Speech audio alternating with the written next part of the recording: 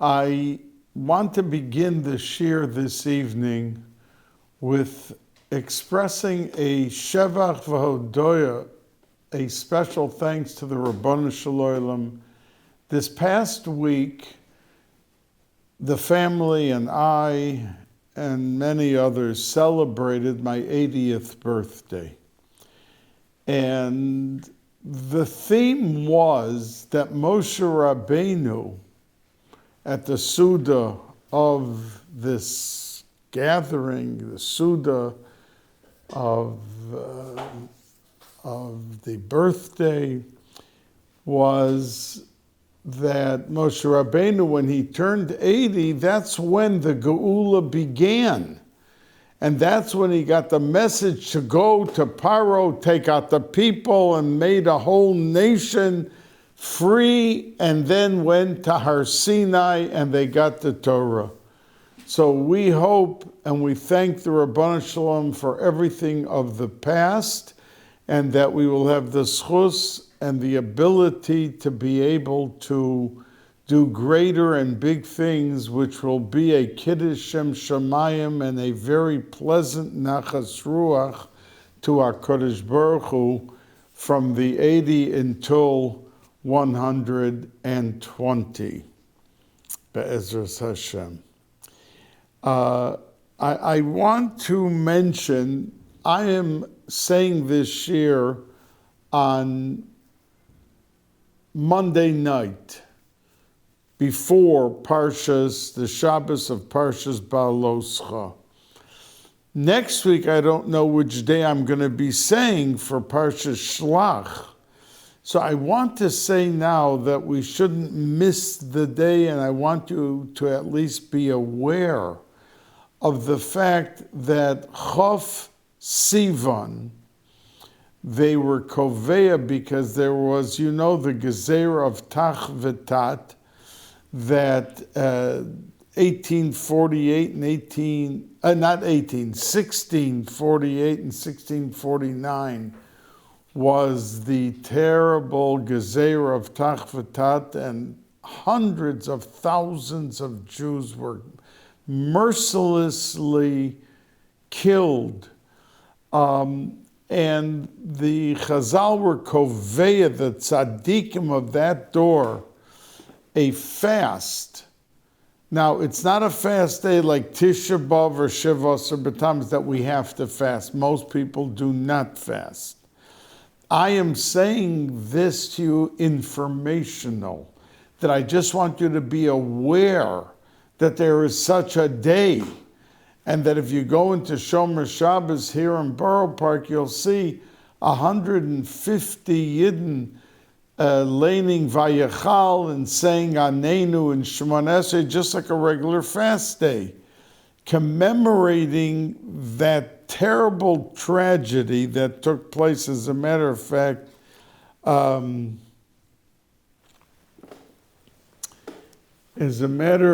there was a tremendous tzaddik, and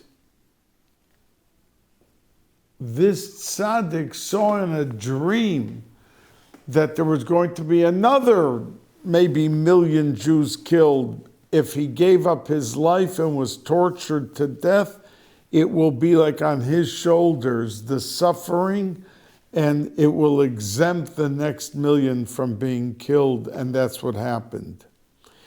So even if Chof Sivan falls out on a Friday, which we don't fast Friday, the only time we fast Friday is Asara B'Teves, because the pasuk says Be'etzem Hayom Hazeh. Just like by Yom Kippur, or if Yom Kippur came out Shabbos, we wouldn't be allowed to fast. But because the pasuk calls it Shabbos Shabboson, it supersedes even Shabbos, and it says Be'etzem Hayom Hazeh, must be in that actual day whenever Yud Tishrei falls out. So therefore, Asara B'Teves, which the pasuk, it's the only other fast day, because Asara B'Teves isn't as crucial or as chomer as, let's say, Tisha B'Av, but Tisha B'Av, we don't fast Shabbos, we push it off to the next day. But because by Asar B'Teves it says, Ba'etzem Hayom Hazeh, we do fast. And many times in our calendar, we do end up fasting on Friday, and we break the fast with Kiddush Friday night. Likewise, Chof Sivan, that if it falls out on a Friday, which it does sometimes, we actually fast, and we break the fast by Kiddush. So I'm not encouraging anyone to fast. You know, we're physically pretty weak, and that's why we don't do so much fasting like tzaddikim did 200 and 300 and 400 years ago. But at least I want you to be aware that there is such a day, and it exists, and there are people who do fast and do what they usually do with the slichas and other things on a fast day.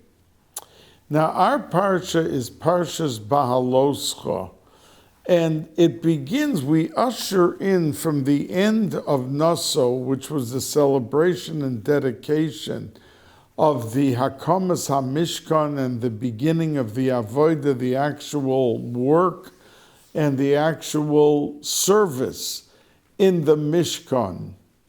And then we come into Baloscha, which begins with talking about Aaron and the menorah, that he, as Kohen Gadol, had the privilege and honor of lighting the menorah each and every day. And the Rashi says, and brings, why did we end off Parshas Naso about all of that celebration, and then we right away talk about Aaron with the menorah? So Rashi answers and brings the Chazal, the Medrash talks a lot about it, that Cholsha Daite de Aaron. Aaron was very dejected and sad that lohu v'lo shivto, that not he or his shevet were able, in other words, this was shevet Levi. Aaron was a kohen, but kohanim are only part of shevet Levi. And the whole shevet Levi did not bring a korban. It was brought by every single other shevet. And even Menashe and Ephraim were split, and each brought their own with their family, representing their family, the korban and the celebration that each and every shevet did. Every tribe did just that. But Aaron, shevet Levi, did not participate. So HaKadosh Baruch Hu said to him, don't be dejected, that shalacha, that your job that I am giving you, gedolah mishelahem, it's bigger. Because all of these shvatim, these tribes, each brought a korban, but once the day was over, it was finished. And we moved on to the next tribe, to the next shevet. But you, Aaron, are not getting just a korban. You're lighting the menorah every day. And the Ramban steps in to answer the question, why was he pacified and consoled with the menorah? He had also the schos of Ketoris. And Ketoris, many held, was more of a nachas ruach HaKadosh Baruch Hu than even the menorah. So why was it the menorah as the consoling factor? And answers the Ramban, because there was no item in the Bais HaMikdash that after the Churban of the second Bais HaMikdash that continued physically. That means when we say karbanos in davening, that it's as if we are being makriv the korban. but physically it's not happening. We're not doing anything that physically you could see or watch or hear. But the menorah, not only in the Bais Hamikdash was it, but Aaron HaKohen succeeded, says the Ramban, in placing into the flame the Or HaGonuz, that famous, you hear it from me all the time, that special light that was taken away from the world when Adam and Chava they ate the grapes or whatever. Arizal held it was grapes. And that's why if he waited 3 more hours, he could have taken the grapes and made Kiddush. But that's turned into a tikkun, the Kiddush that we make for that original chet of Adam Arishon. But the point being that the light in the world was taken away from the world, and when Mashiach will come, it'll come back. But Aaron HaKohen was not happy that it would be taken away after the menorah would be in Golus, after the destruction of the second Bais Hamikdash. So he worked out with his kavanah and put into the flame the Or HaGonuz that when Chanukah, and the Ramban writes this, which was like after Aaron HaKohen was like 1,600 years later that the story of Chanukah took place. And I don't know if it was 1,600, it may have been just 1,300, but it was much, much after. And still when we were lighting the Chanukah menorahs in our homes, this year, last year, the year before, we were zoichet to have the Or HaGonuz in the flame. And that's the reason that was a true consolation to Aaron. Because not only was he getting something to do every day for the next 1,100 years, the 479 years of the Mishkan, and then the 410 years of the first Bais Hamikdash, and then the 420 years of the second Bais Hamikdash, but he was getting the Chanukah instilled into the hearts and houses of every Yid that will light Chanukah menorah. And that's why it was a consolation. Now, some Meforshim say, we, in a simple sense, explain what we just said, that there was a consolation, that your schus of what you'll be doing is bigger than what they're doing, because they're only for the day and goodbye.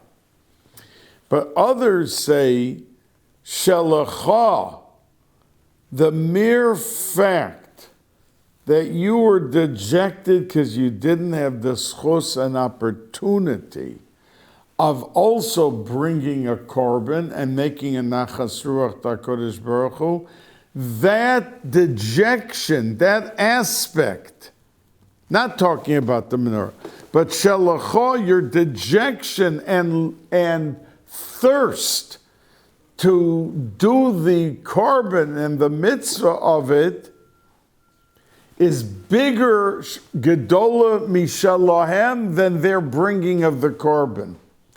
That in your heart you have such a thirst and such a drive for wanting to do a mitzvah and a schos, that's bigger, that want is bigger than even doing the actual korban.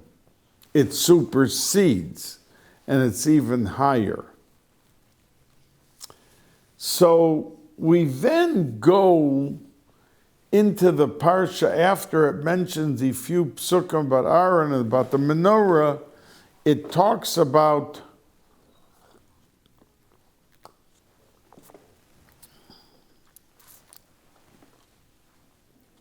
the Levium.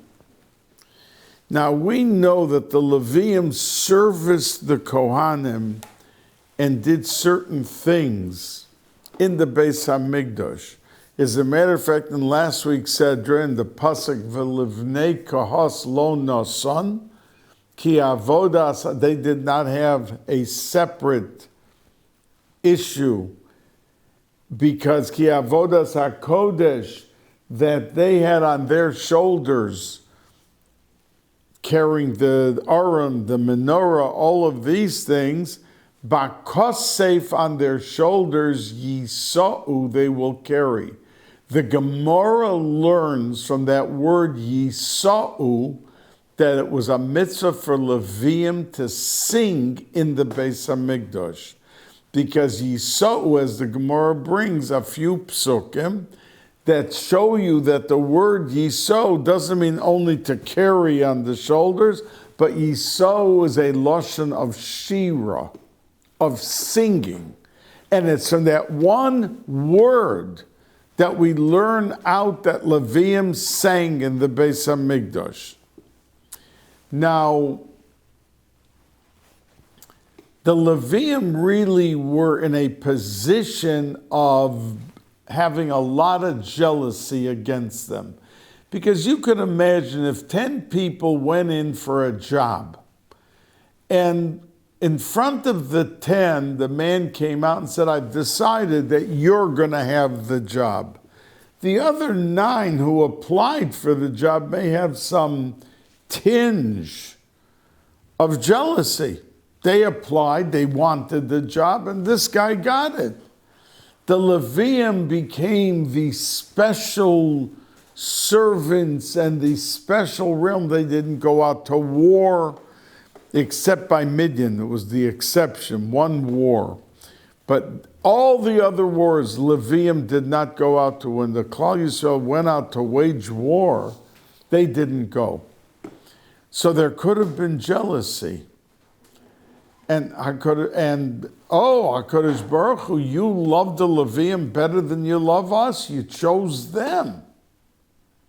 So I want to quote to you one pasuk from Ba'aloscha. And the pasuk is in Perek Ches, pasuk Yud Tes, Ve'etna es haLeviim, and I will give to the Leviim nisunim la'aron u'levanov mitoch b'nei Yisrael la'avod, to serve as avodas b'nei Yisrael bi'ol moed, u'lechaper, and to atone al b'nei Yisrael, v'lo yeh b'vnei Yisrael negef, and there will never be a plague, b'geshes b'nei Yisrael es hakodesh.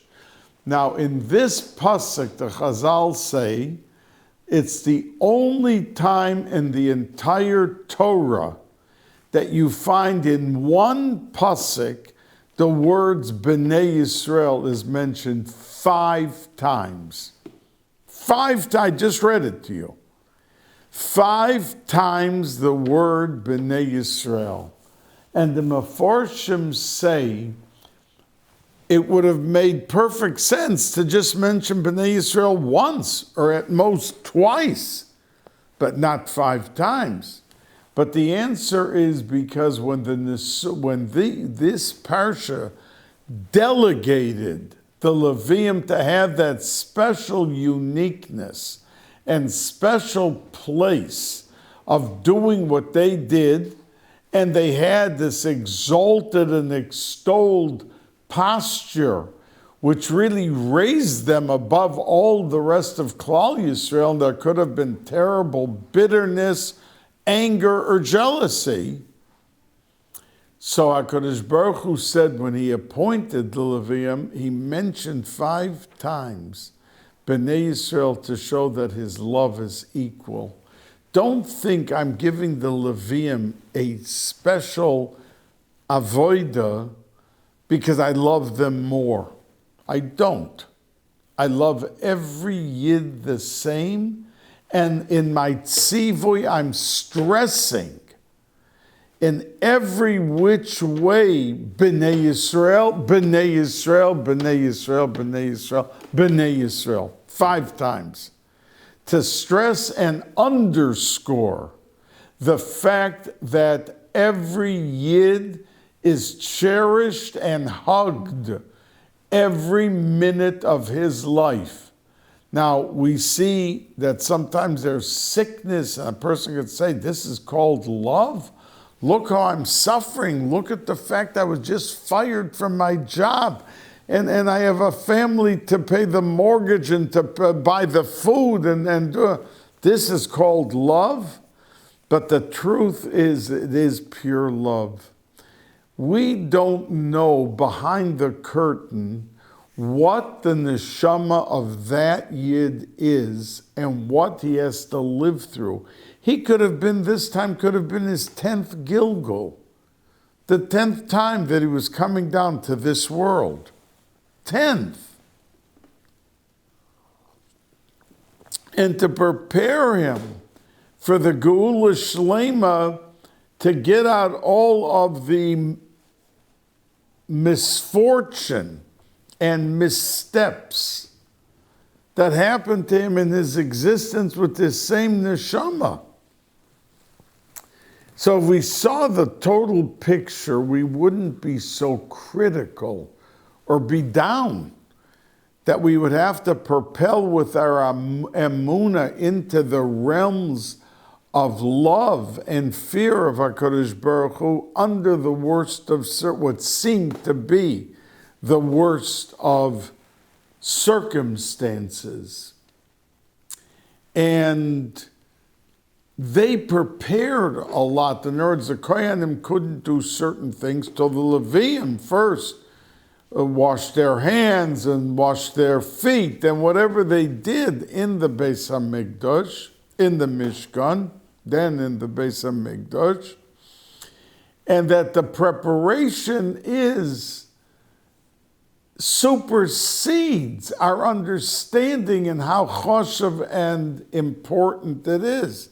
You know that when the word Bahaloscha means to go up, Bahaloscha is Haneros, when you go up, and the halacha is that if a Zor, a regular Yisrael, went and lit the candle,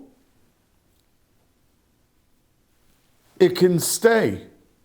But if a regular Yisrael went up to be mative, to prepare, went up the 3 steps and wanted to prepare the oil and everything that the menorah needed, you have to start over.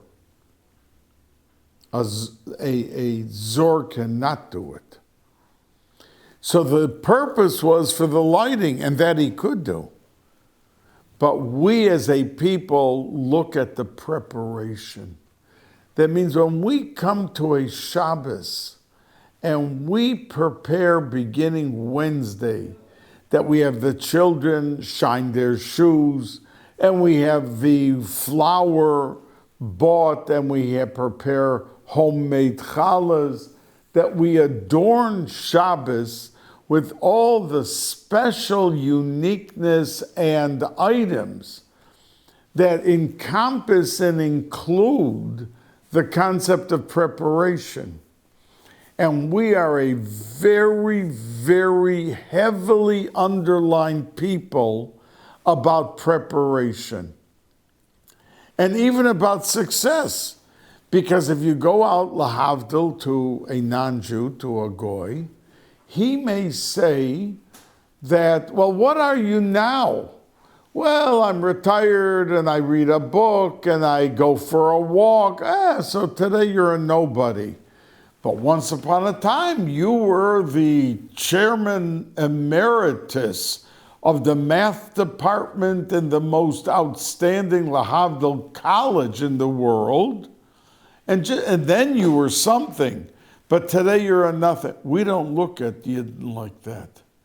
Yidden who have prepared and accomplished, success to us does not mean being at the room of Shalom. Oh, you went into business, you didn't lose a penny, you made $5 million every year. That's success.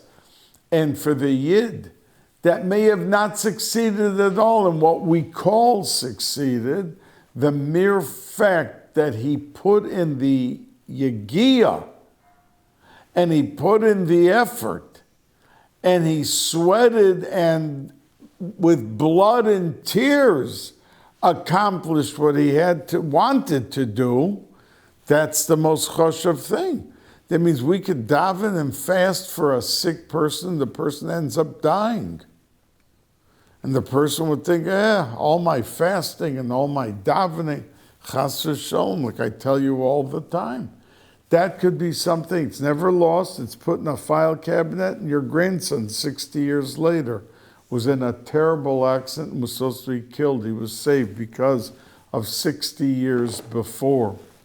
So that is with the Levium and the Hachana, and how HaKadosh Baruch Hu wanted to tear out and eradicate any jealousy and bad feeling for the special posture and position of the Levium and the Kohanim.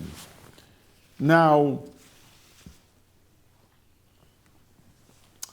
in our Sedra, when it said that Aaron felt bad because not him and not his Shevet were included, so all the Meforshim jump on it and say, what do you mean he was not included and his Shevet? It wasn't his Shevet. He was the head of the Kohanim, but he wasn't the head of the Shevet. It was Moshe Rabbeinu. So they answer and say that indeed it was Aaron's Shevet. Why? Because Moshe Rabbeinu was the head, but once he became Rabban Shel Kol Yisrael, the leader and the head of the whole Klal Yisrael, so that is a superseding position that almost nullifies the minute and the smaller previous position. And I once said, either to you on YouTube or Torah Anytime, that if someone, lahavdil, elef havdalah, is a governor of a state, and he's fighting for his state, for the roads, for the employment, for everything that he has to do for his state, and then he becomes the president of the United States, he is not worrying and delving into the daily problems of the state where he was governor. Because now he's not just the leader of that state. He's the leader of all the states.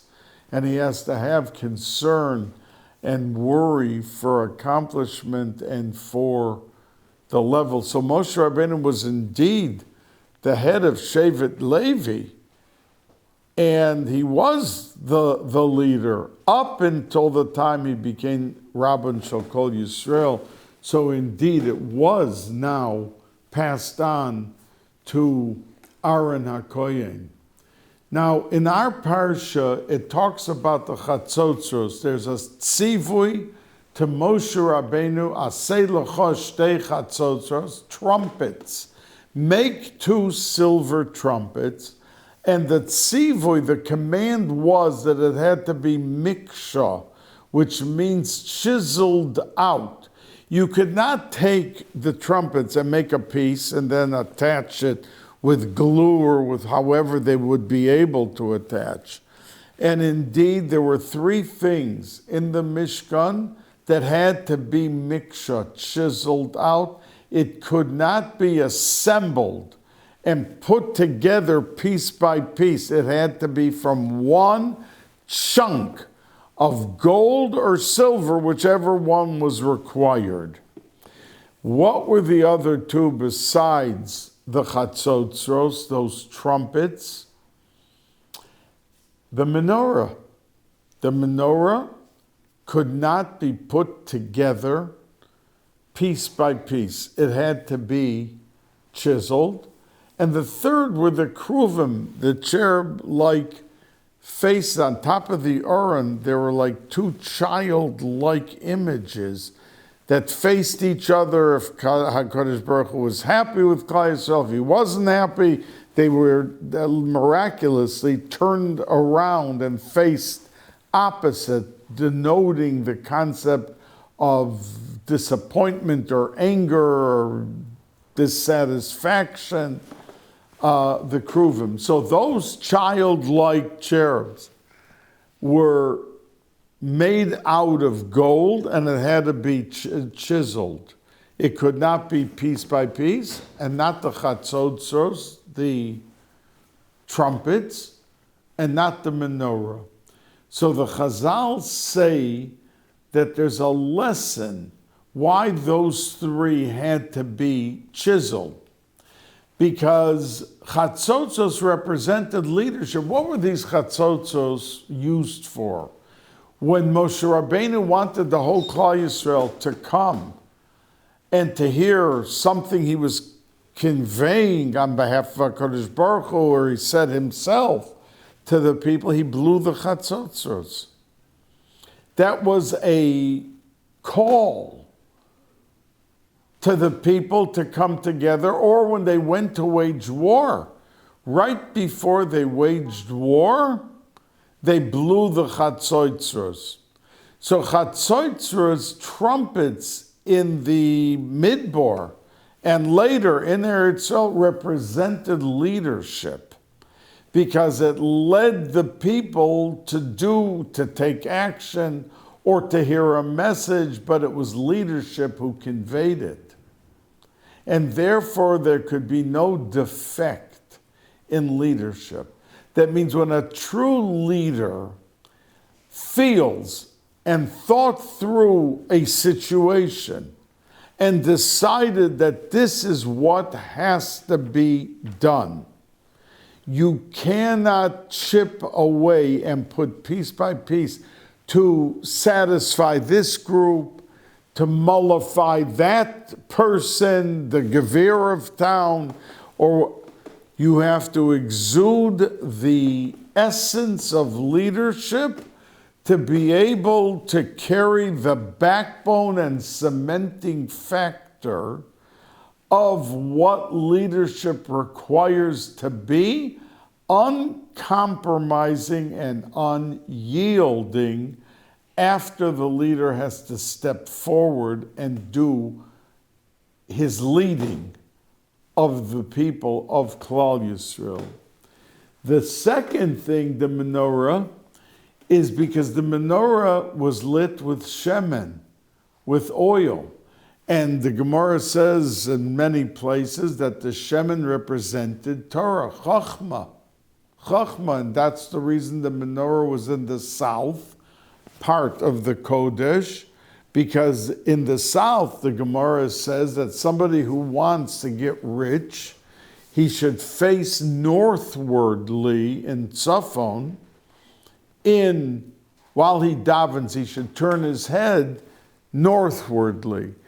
And if somebody wants to learn a lot of Torah and get Chokhmah, so he's supposed to turn his head, the Gemara says, southwardly, because the menorah was in the south side of the Kodesh, and it represents Torah. It was Shemen. And the Torah has to be uncompromising.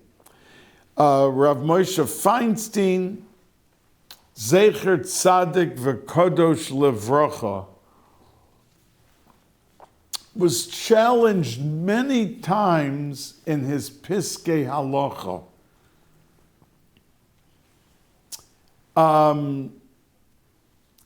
And what I was always impressed with and overwhelmed was how more than the issue that was on the table, the way he reacted with such humility.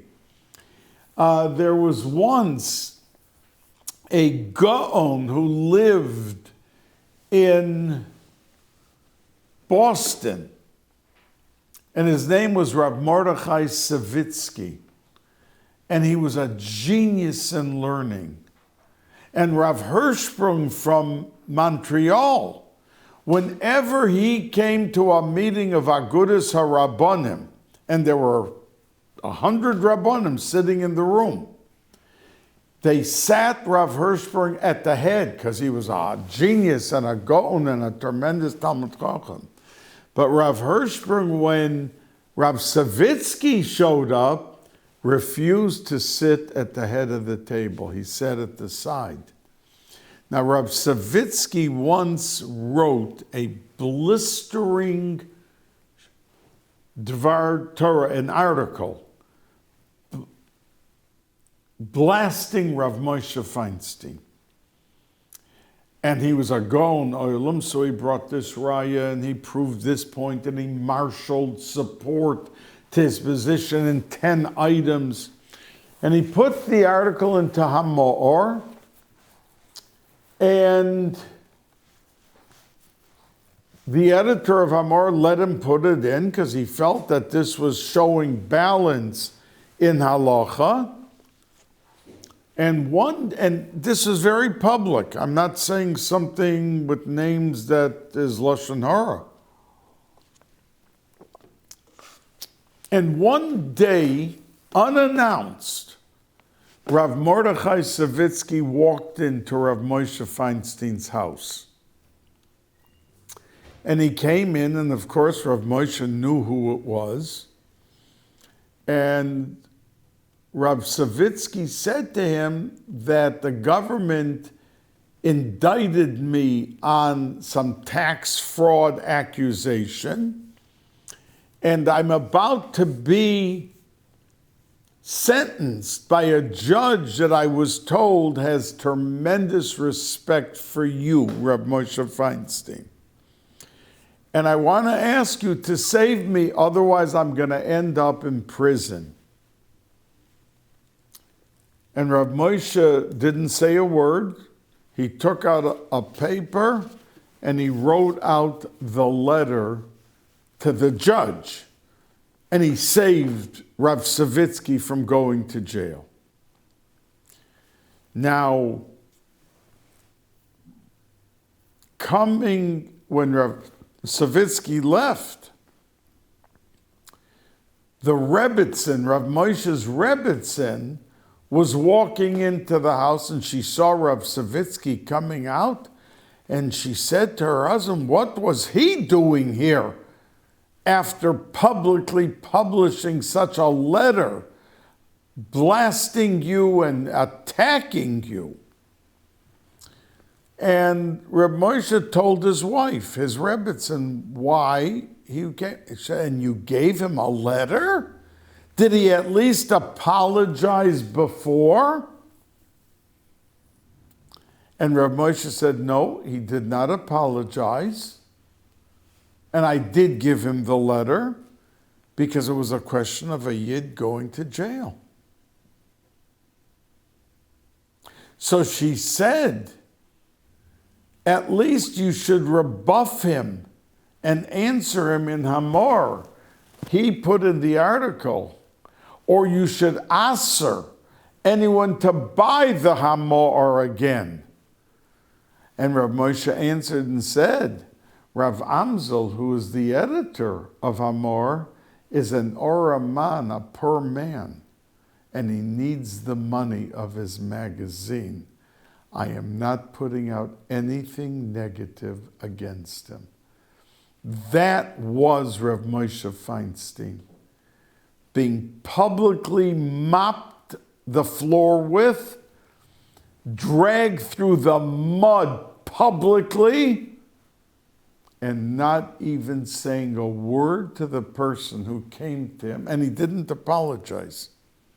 He did not apologize, Rav Savitsky. He didn't start off and say, look, I have to apologize, but I felt the halacha was this or that. But I need your help. Please help me. He just asked for the help, and Reb Moshe gave him the letter. So that has to be the Torah, and that's why the menorah, which is Shemin, represents the Torah, is unyielding because you supersede the issues and you look purely at the Torah, you paskin, you're a Rav in a shul. There's always warring sides on issues, 20 issues a year. And if you're the Rav, you have to stand up and say how you feel your Das Torah leads you to, and be unbending and unrelenting in that posture. And the third thing was the kruvim, because the Mefarshim say it had to be one piece, because when you did, they look like children. The faces of the kruvim look like children, babies' faces. And when you deal with your children, you have to be uncompromising. That doesn't mean you have to be always tough. You have to have a soft side, and you have to have a very consistent, tough side for what you feel is right and wrong. And the love has to be the superseding, cementing factor for all the relationships with all of the children, and they should all feel equally loved. Like we spoke before about HaKadosh Baruch Hu, that don't feel that I favored the Levim because I love them more. B'nai Yisrael, B'nai Yisrael, B'nai Yisrael, 5 times in one pasuk, B'nai Yisrael. And that's why even the kruvim have to be chiseled out. Now, in our parsha, Moshe Rabbeinu was told to choose 70 people, shivim ish. And the Mefarshim asked all of them, why does it say shivim ish? Ish is a singular, means one man. Shivim is 70. And they were taken for Sanhedrin, and it should have said shivim anoshim, 70 men. But the answer is because, and the Medrash says this, there's a pasuk, Hashem ish milchama, and there's another pasuk, v'ha'ish Moshe, v'ha'ish, ish, Moshe onav ma'od, to tell these 70 that these 2 psukim apply to each and every one of them in their decisions and in their paskening and their adjudication of whatever an issue or halacha may be. That there are times you have to be Hashem ish milchama, just like HaKadosh Baruch Hu is a being which wages war for what's right and wrong, consistencies, no falsehood, total purity, total truthfulness, but also v'ho'ish Moshe onav mod, that these 70 had to have imbued into them and instilled and inculcated with the tribute and the posture of anivas. Don't feel you're any better or anything different. Like the Achia Shiloini said to the Baal Shem Tov when he was revealed that famous Shabbos when he turned 36. He was a tzaddik nister, no one knew. And he acted like an Amoritz. They would ask him a pasuk, he didn't know, he didn't understand. Yeah. Then one time, Rav Gershon Kittever, his brother-in-law, spent Shabbos, got stuck because Min HaShamayim, he had to reveal himself. And he got stuck Shabbos with the Baal Shem Tov. And Friday night in Shabbos, he started talking about the Parsha, and the Baal Shem Tov acted like he didn't know what he was talking about.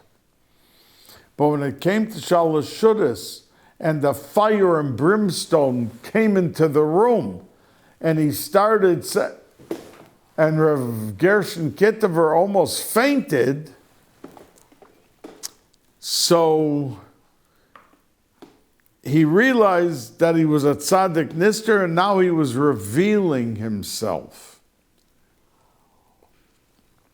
So the next day, Achia Shiloini, the Malach, came to escort the Baal Shem Tov into Brod, the city of the scholars, and the Talmidei Chachamim, and he began his open miracles and his open learning and uplifting of people who were cast aside because they were not Talmidei Chachamim, and to make the special uniqueness out of them as they were. So Achia Shiloni said to Baal Shem Tov, your greatness is unlimited into the heaven and all the 7 Rekiim and every... One machshava of gaiva, of ego, you lose all, they take in Shemayim away all of your madregas, all of your levels. 1 second. The backbone has to be humility.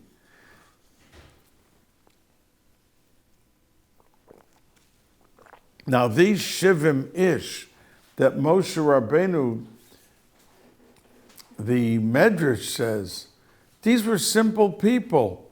How could they become the Sanhedrin? What, they learned Shas? They knew these were... And the Medrash says that these were 70 people in Mitzrayim, that when the Yidden were suffering, when they were being beaten up, that they shouldered the beating up. They went in to stand in to try to get the Mitzri to stop hitting them, and they were sometimes hit. And that's why these 70, because a Yid that puts his neck out for another Jew, he is elevated and rises to the level, the greatest of levels. And it said, but they had to know learning. So it says that night that they were appointed, HaKadosh Baruch Hu did a miracle, and they woke up in the morning, they knew Shas, they knew Bavli, they knew Yerushalmi, they knew everything. And they were able to become Sanhedrin. Putting oneself out for another Jew and helping him in a moment of need. How big and how great it is. Now,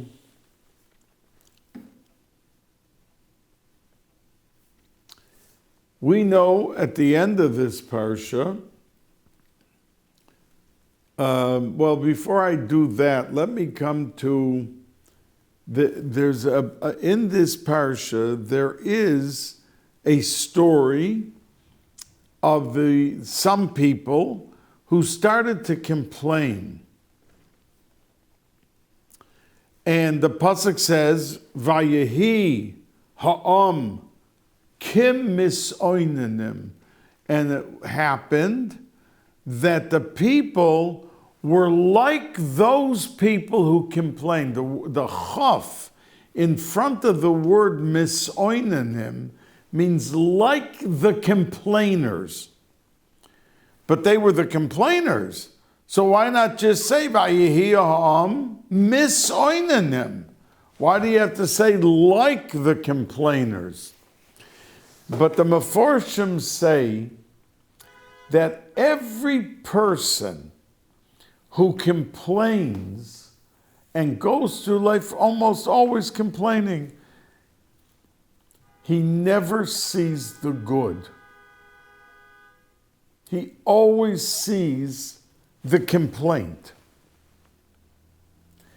He doesn't wake up and say, Rabbana Shalom, thank you for life. Thank you for my health. Thank you for my spouse. Thank you for my children, my grandchildren. Thank you for my parnasa. Thank you for giving me this opportunity, that.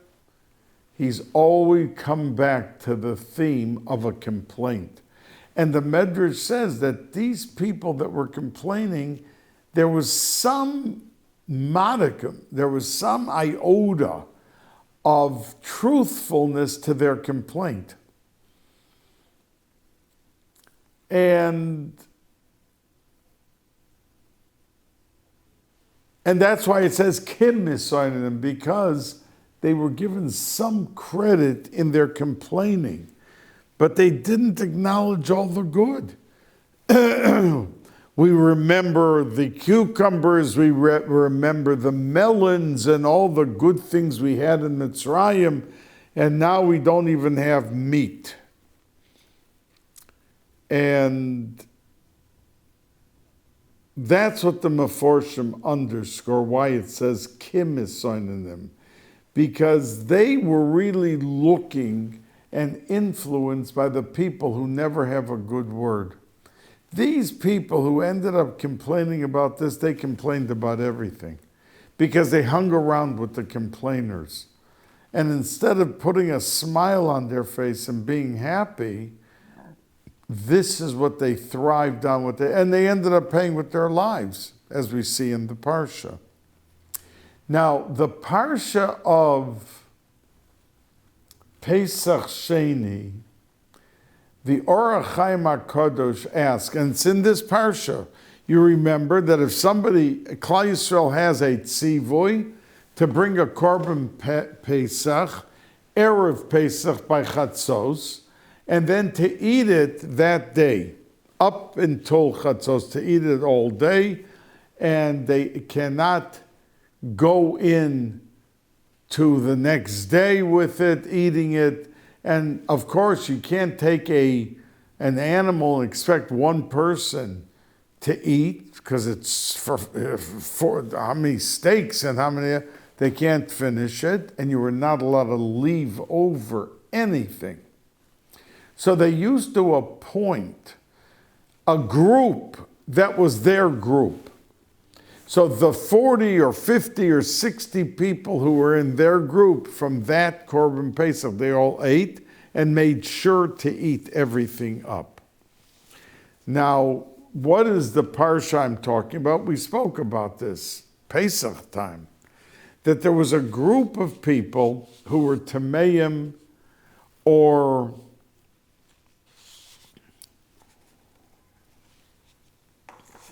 far away, and they couldn't bring the Korban Pesach. And they came to Moshe Rabbeinu, and they said, Lama Nigara, why should we lose out? There was such a mitzvah. So the Or HaChaim HaKadosh asked, and Moshe Rabbeinu said, I'll ask HaKadosh Baruch Hu, and the answer was, yeah, make 30 days later a Pesach, and let them bring the Korban Pesach then. So the Or HaChaim HaKadosh asks, yeah, so why don't we do that with Lulav? And I said this to you, Erev Pesach, that if someone's marooned on an island and he had no Lulav and Esrog, so why don't we allow him 30 days later to make a mitzvah al natilas Lulav and shake the Lulav and the Esrog? So the Or HaChaim HaKadosh answers and says, because most of the people who didn't bring it were Tameh. And the real halacha is that Tumah is Hudcha B'tzibur. That if the whole Klal Yisrael was Tameh, and that's the reason that the Radvaz holds that anyone who lives in Yerushalayim today has to go and bring a Korban Pesach. Why? They're all Tameh, but Tumah is pushed off if it's with everybody. So that says and that's why many people leave Yerushalayim, because if you're not in Yerushalayim Erev Pesach, then you don't bring the Korban Pesach. And they leave Yerushalayim, they walk back after Shkia. Thousands do this, adhering and concerned about the opinion of the Radvaz, Reb David ben Zimri, who lived around 500 years ago.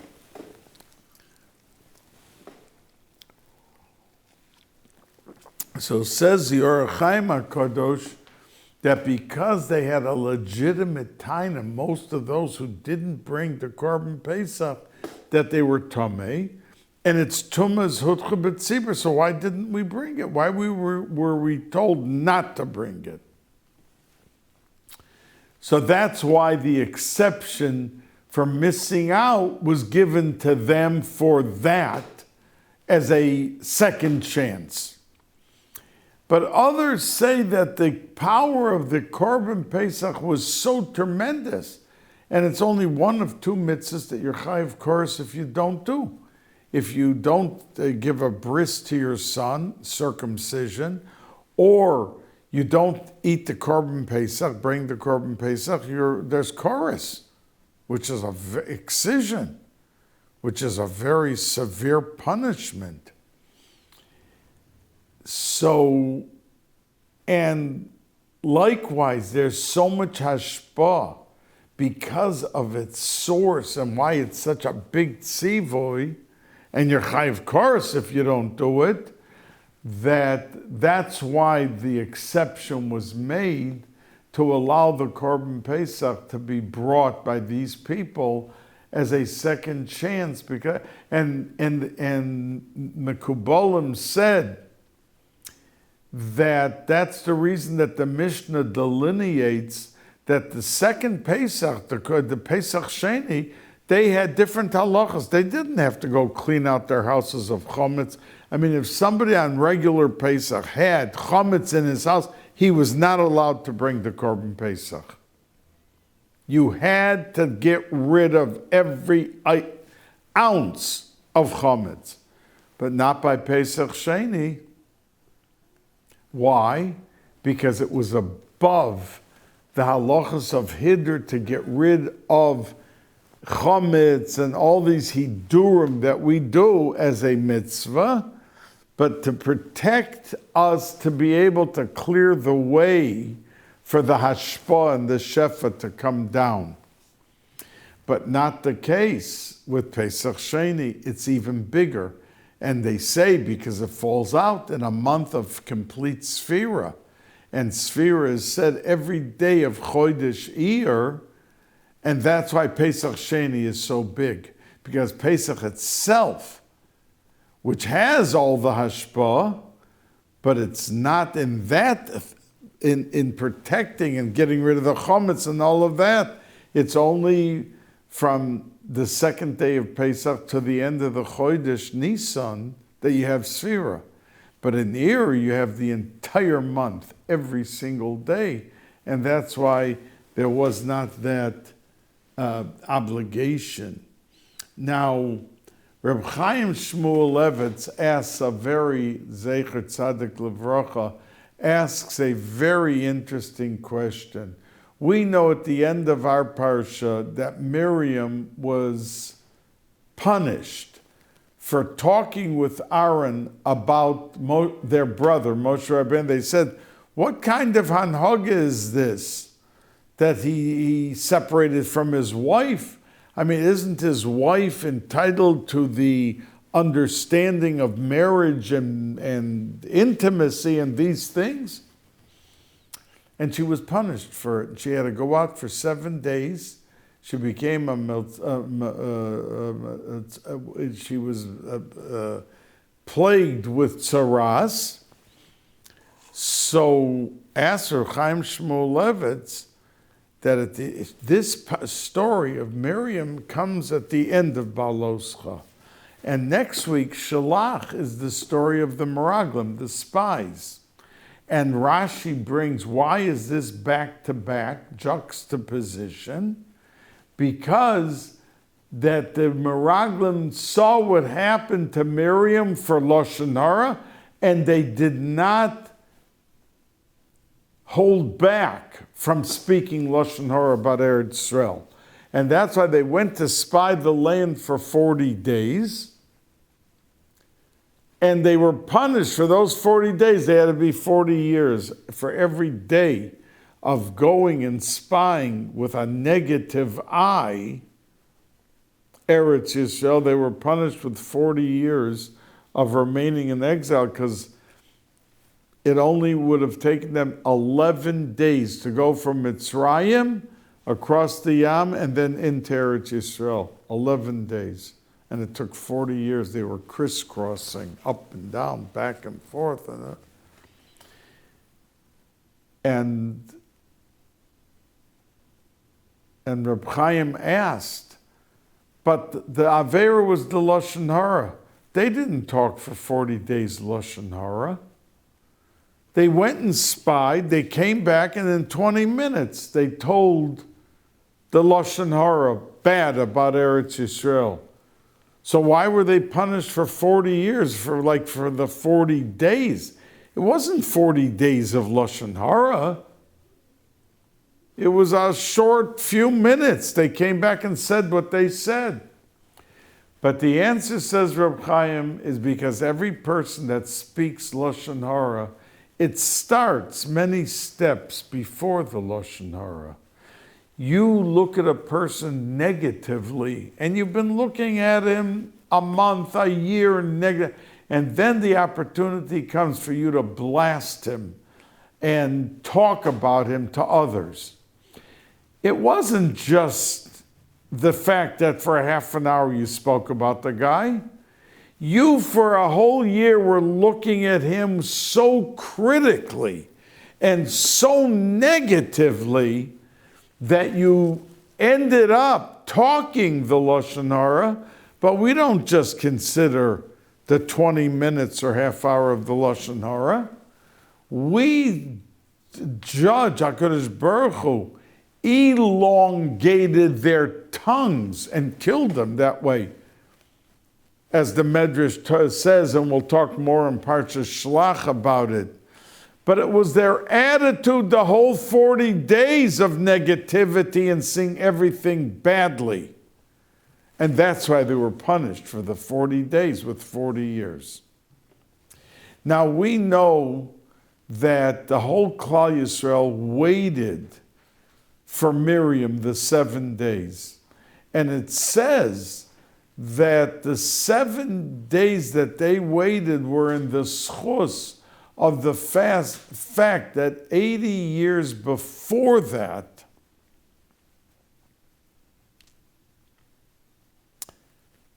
she stood on the bank, the water bank, the bank of the water, and watched her brother, who was put by her mother into a little cradle, like a tiny rowboat, a tiny little cradle, on the water. And the pasuk says, "V'teisatza v'achoso meirachok l'deya ma yeyosa lo." His sister stood from far to see what's going to be with her baby brother. And in the schus that she waited over there, so now 80 years later, she got into trouble. She was paid, rewarded with a whole Klal Yisrael to wait for her 7 days till she healed completely.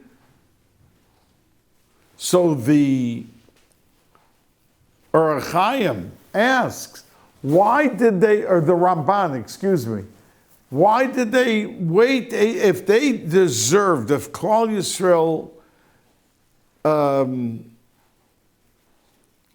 ended up waiting for her because of what she did, and it was like a reward for her, why did she have to wait 80 years to be rewarded?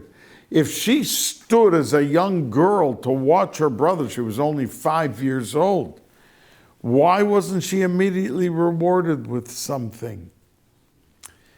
But the answer, he says,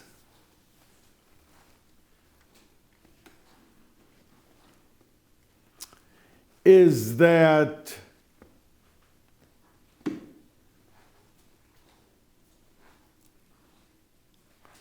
it took them 80 years to fully appreciate Moshe.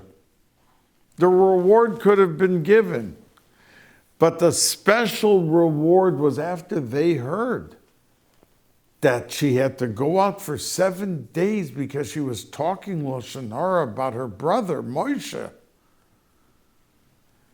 Klal Yisrael never realized how big Moshe Rabbeinu was. And the Medrash says there was a time that Moshe Rabbeinu had to defend himself, that they accused him of Eishasish, of adultery. Moshe Rabbeinu, who went up, as the Chazal say, that he went up for 40 days and came down, and he never ate and drank again the rest of his life because he became ruchni. And in the middle of that, they accused him of all sorts of averos. We think you were doing this, we think you're... But now they saw a whole Klal Yisrael was going to what happened to Miriam, who was very special. Vatikach Miriam es hatov biyoda. And she was given credit, so much credit that no woman partook in the Maisa Ha'egel because of the music, the simcha that Miriam brought for them. So she was no simple someone. But she brought out how big in the eyes of HaKadosh Baruch Hu Moshe Rabbeinu was, and that's why now she was rewarded with Klal Yisrael waiting for her when she was plagued. The Ribono Shel Olam should not have to wait 80 years to give us the Geula Shlema. Klal Yisrael, Baruch Hashem, look back, Ribono Shel Olam, at the beauty and the dignity of Klal Yisrael and how they have put their lives throughout the centuries on the line for you and your Torah and your kavod Shemayim in their lives here in this world. Have a good evening.